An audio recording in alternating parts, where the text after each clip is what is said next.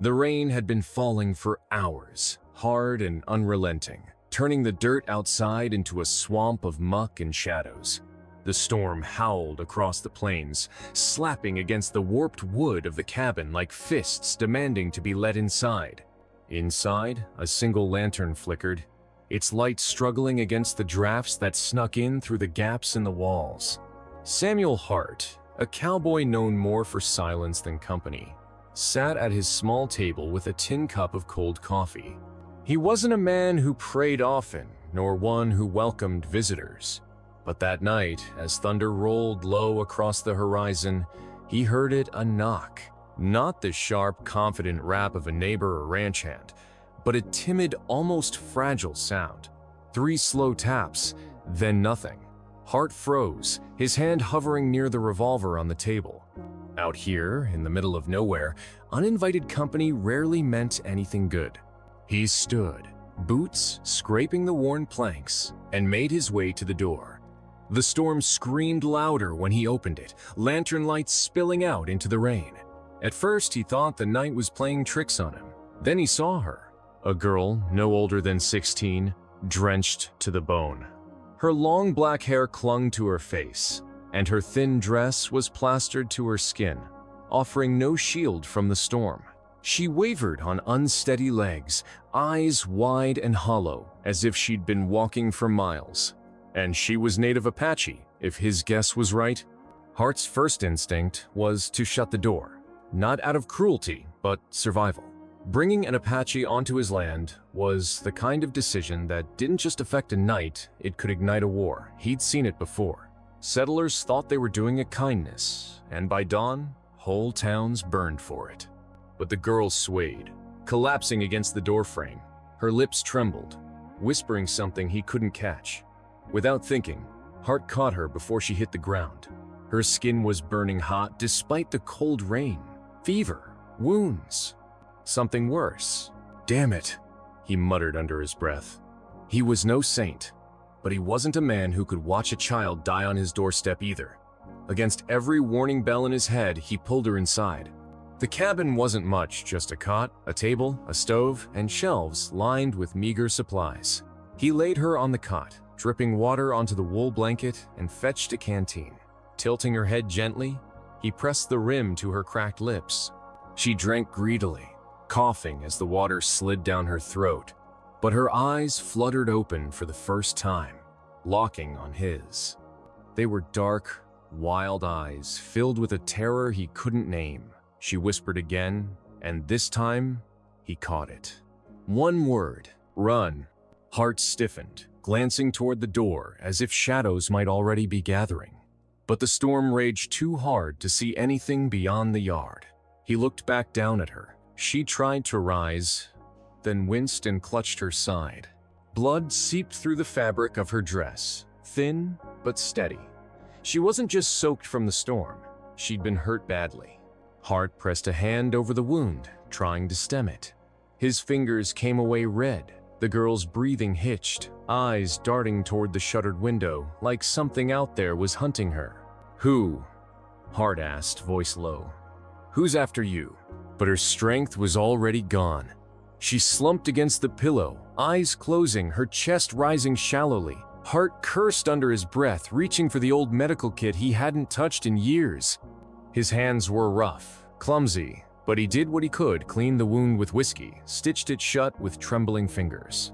The girl didn't stir, except for the occasional flinch. Hours passed. The storm never eased, beating against the cabin like a drum of war. Hart sat back finally, wiping sweat from his brow, staring at the fragile figure on his cot. He knew what he'd done. He'd chosen. And choices out here had consequences. When dawn finally crept in, painting the wet earth with gray light, Hart rose to check the yard. His bones felt heavy, his eyes raw from a sleepless night, but as soon as he stepped onto the porch, his heart stopped. They were there. At first, he thought the storm had left behind shapes in the mist, but no, the figures were real. Silent, still, and many. Warriors. 10 tribes, by the look of it. Different bands united for a reason he didn't yet know. They stood lined up just beyond his fence, not speaking, not moving, their painted faces unreadable in the morning haze. Bows, spears, rifles, an arsenal that could swallow him whole.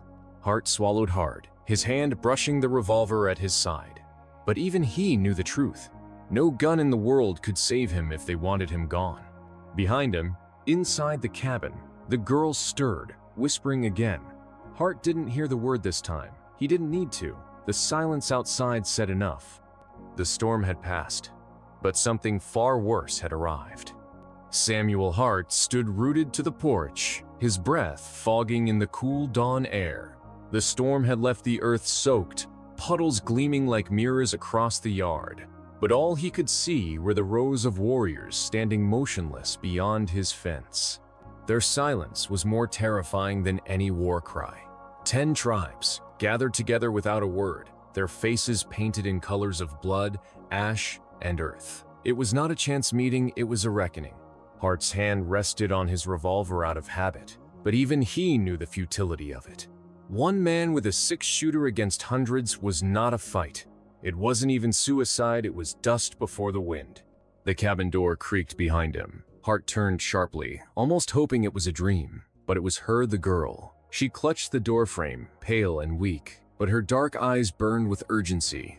She whispered something in her own tongue, and though Hart couldn't understand the words, he didn't need a translation. Her trembling hand pointed past him, toward the warriors. "You know them," Hart said quietly. His voice was steadier than he felt. The girl nodded faintly, her lips parting, but no sound came. Hart looked back at the line of warriors. They had not advanced, had not spoken, had not even blinked, it seemed. They were waiting, watching. The kind of patience that only came from generations of survival. A bead of sweat slid down Hart's temple. He didn't know their purpose, vengeance, judgment, or something else entirely. All he knew was that the girl had brought them here, and by sheltering her, by saving her, he had stepped into a world that wasn't his. He raised his hands slowly, a sign of peace, though he wasn't sure it would matter. His voice carried across the wet yard, hoarse but steady. "I mean no harm." The words seemed to vanish into the silence. The warriors gave no answer. Then, movement. One figure stepped forward, a tall man, his face marked with streaks of red paint. His headdress wasn't the ceremonial kind settlers sometimes mocked in dime novels. It was practical, built from raven feathers, hanging down over his shoulders like shadows. His eyes were sharp, dark as obsidian, fixed entirely on Hart. The man raised his hand, palm outward, and spoke in a low, commanding voice. The language was foreign to Hart, but the weight of it made his chest tighten. This wasn't a question, it was a demand. The girl behind him whispered again. Hart turned back to her. She was trembling, trying to form words in English. "Chief, Gray Hawk." Hart looked back at the man. The name seemed to fit. Authority radiated from him like heat off desert stone. The girl gasped, clutching her side, and forced out more words. "He wants her back." Hart's throat tightened. Her back. The meaning cut clear. The girl wasn't just some stray he'd saved in the storm. She belonged to them. Maybe she was kin, maybe she was more. Either way, the tribes hadn't come for him, they'd come for her. But why had she whispered "run" last night? As if her own people were the danger. Hart turned back to Gray Hawk, his palms still raised. He spoke slowly, carefully. "She's wounded. Fever. She wouldn't have survived the night." Gray Hawk's eyes flicked past him, toward the door where the girl leaned. A muscle in his jaw shifted, but his face betrayed no other reaction. He said something sharp, clipped in his own tongue. This time, another warrior stepped forward, an interpreter perhaps. His English was rough, but clear enough. "You take her. You keep her." His tone was flat, accusing. Why? Hart's mind raced. He hadn't taken her. She'd collapsed on his doorstep, half dead from the rain and blood loss. But how could he explain that without sounding like a liar? "She knocked," Hart said finally. "I couldn't leave her out there." The interpreter relayed the words. Gray Hawk listened, expression unreadable. The silence stretched again, thick and suffocating.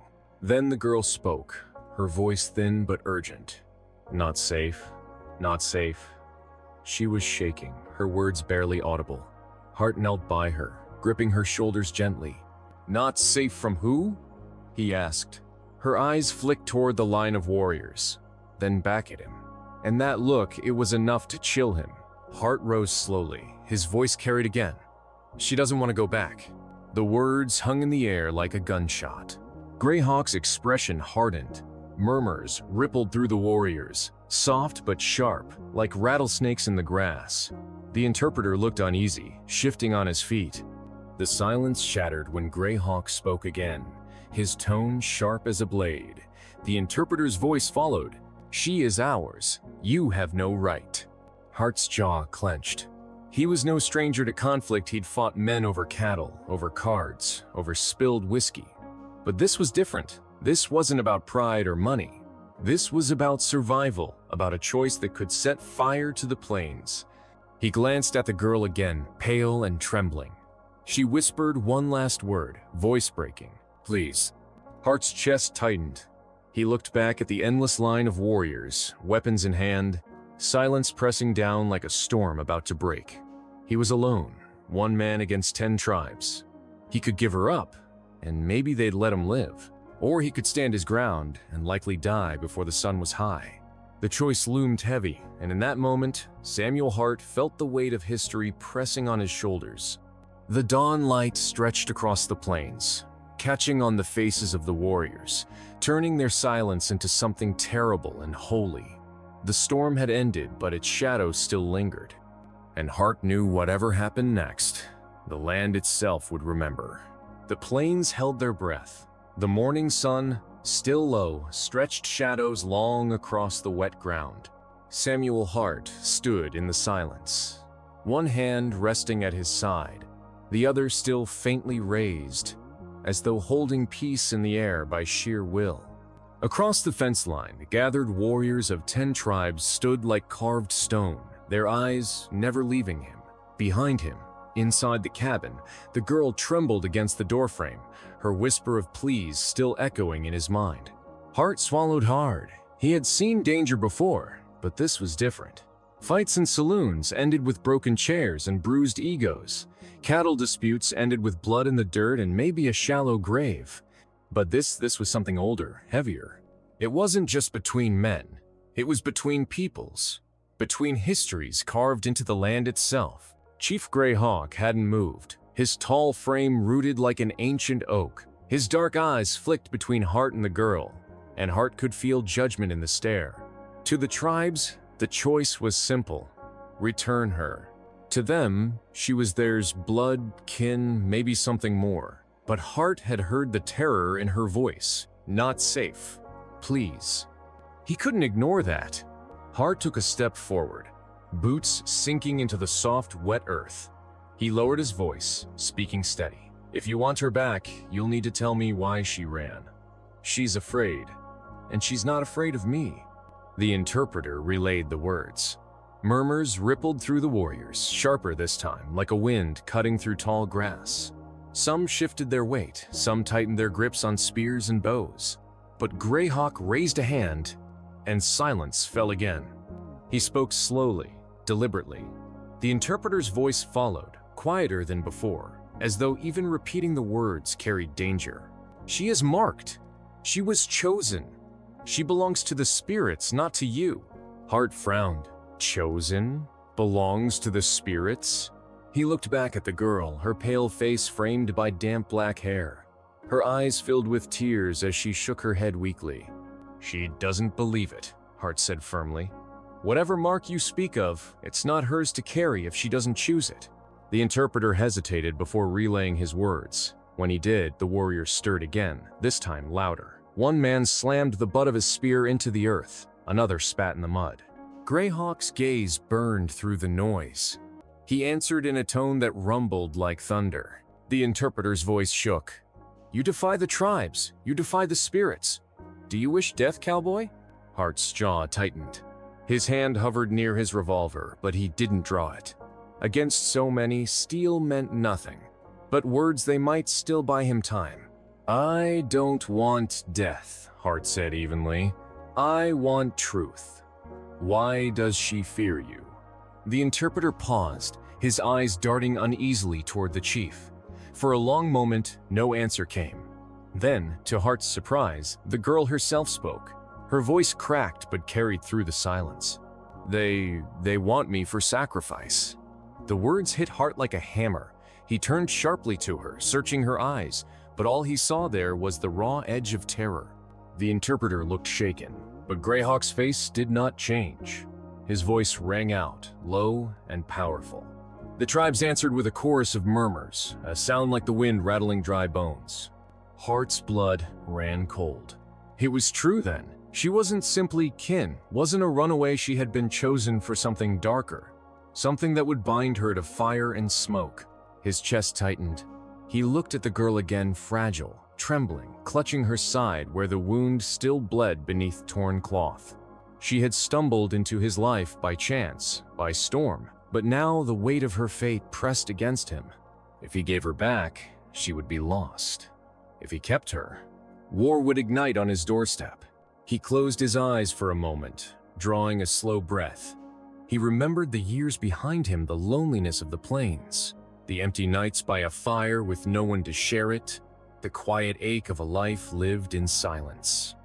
And now, here was this girl, terrified and fragile, yet brave enough to speak truth in front of 100 warriors. He opened his eyes and met Greyhawk's stare. "No," Hart said quietly. His voice was low, but it carried. "She stays." The words were simple, final. The reaction was immediate. The tribes erupted in furious cries, a sound that shook the air like a storm rolling across the plains. Spears lifted, bows drew, the silence shattered into chaos. But then Greyhawk raised his hand again. The cries died, though the fury lingered in their eyes. He stepped forward, closer to the fence, his presence towering. His words were slow, deliberate, dangerous. The interpreter's voice followed, trembling. "You have chosen death. Not today, but soon. Wherever you go, we will remember. You cannot keep her. You cannot keep the sun from setting." Hart's hand clenched at his side. He met Greyhawk's stare without flinching. "Then let the sun set," he said. For a long, burning moment, no one moved. The morning air was thick with tension, alive with the possibility of blood. Then, without another word, Greyhawk turned sharply and strode back toward the gathered tribes. One by one, like shadows dissolving into mist, the warriors began to retreat, their silence more terrible than any battle cry. Soon, the plains were empty again. The fence stood alone. The storm's puddles reflected only sky. Hart exhaled slowly, his chest heavy. He turned back toward the cabin. The girl had collapsed against the doorframe, tears streaking her cheeks. "You're safe," he whispered, though he knew it wasn't true. Not really. Safety was fragile, temporary. The choice he had made would follow him like a shadow. He helped her inside, laid her back upon the cot, and stoked the fire. Outside, the land stretched quiet, but Hart could feel it, the eyes of the tribes watching from beyond the hills. They hadn't forgiven. They hadn't forgotten. As the fire crackled, he sat by her side, her eyes fluttered open, weak but alive. You'll die for this," she whispered. Hart gave a tired, crooked smile. "Maybe, but not today." Her hand found his, trembling but warm. For the first time in years, Samuel Hart felt something stir in the hollow of his chest. Not victory, not pride, but a purpose. The storm had passed, but the war it left behind was only beginning. And yet, as the dawn light filled the cabin, for the first time in a long time, Samuel Hart wasn't afraid of the silence. Some stories aren't about victory, they're about choices that carve themselves into the land and echo through time. Samuel Hart chose humanity over fear, mercy over silence, knowing it might cost him everything. And now I ask you, if faced with the same choice, would you stand alone against 100 voices? Or would you give in to the tide? If this story gripped you, share it with someone who still believes in courage, in sacrifice, in the weight of doing what's right when it's hardest. Subscribe for more stories like this. Tales of power, of fear, of the human spirit that refuses to bow. because the land remembers, and so should we.